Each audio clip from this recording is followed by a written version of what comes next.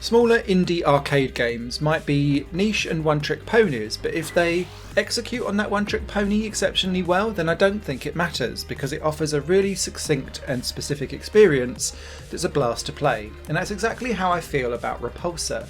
It's a mashup of the game Super Hexagon and a shoot 'em up.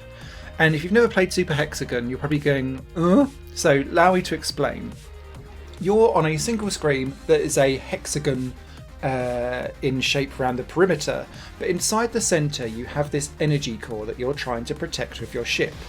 Your ship goes all the way around the perimeter of that core, and that's your motion kind of spinning around, and you need to shoot and kill all of the enemies coming in from the outside of the hexagon to come and attack and kill you and this energy core. The trick here is that there's two different colours of enemies and you have two different colours of bullets. So very similar to Ikaruga, for example, and a lot of other shoot 'em ups, flipping between those two different colours and shooting in the opposite colour to the enemy is what kills it.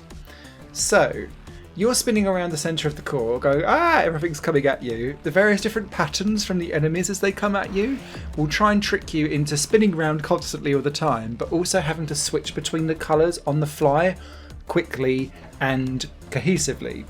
If you make contact with any of the enemies, you lose a life. Lose all your lives and it's game over. But there's a twist.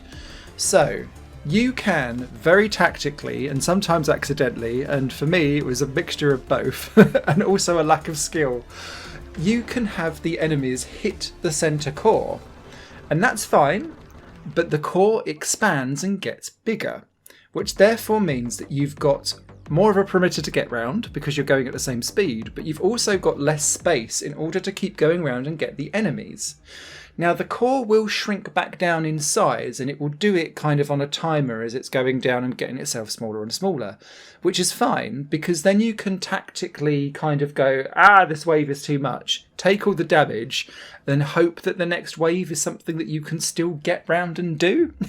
So there's a real kind of balance of, I'll take the hit here because I know what the next wave is, and I can survive that because I'm good at that wave.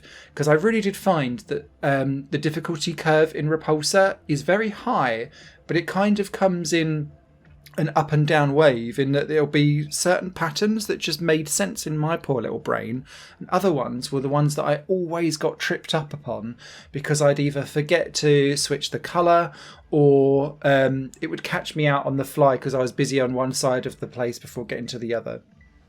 The other element that's going on here is that you also have power-ups, and they kind of float in towards the centre, and this powers up alongside enemy kills your Nova, which is a super attack that then sends a ring out from the centre that kills anything that's on the screen as it passes.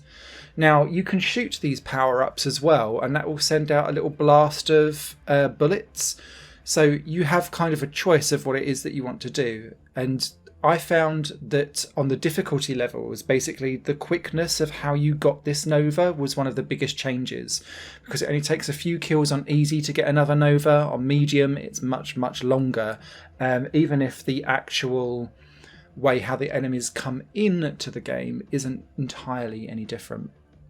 Outside of this game, which has 4 levels, and I know that sounds very small, but this game is hard, and I could only get to level 4 and couldn't finish it during the time for my review. But only 11% of people have, so I feel slightly more at ease with the fact of doing this review, having not completed the game.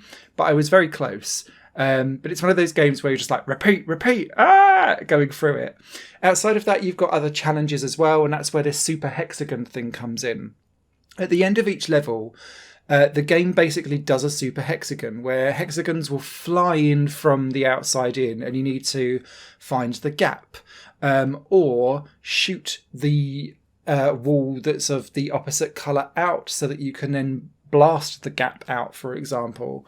And that is then available as a separate challenge outside of the game, alongside collecting power-ups and a couple of other little treats that are flying about as well. They're nice little additional challenges. They're not going to change your life, but they add some replayability into Repulsor itself.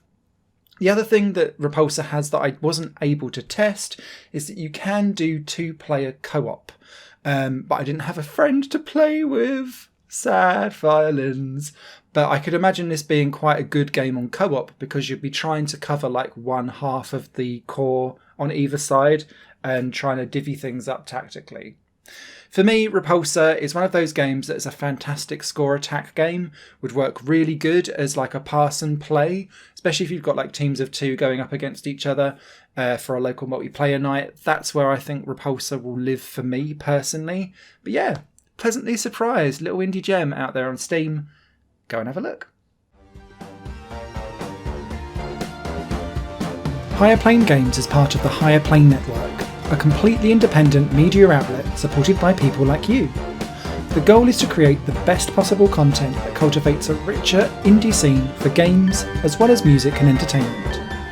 To find out more and to get involved, visit patreon.com/higherplane network. Your support makes all the difference, and in return you'll gain access to bonus content and downloads.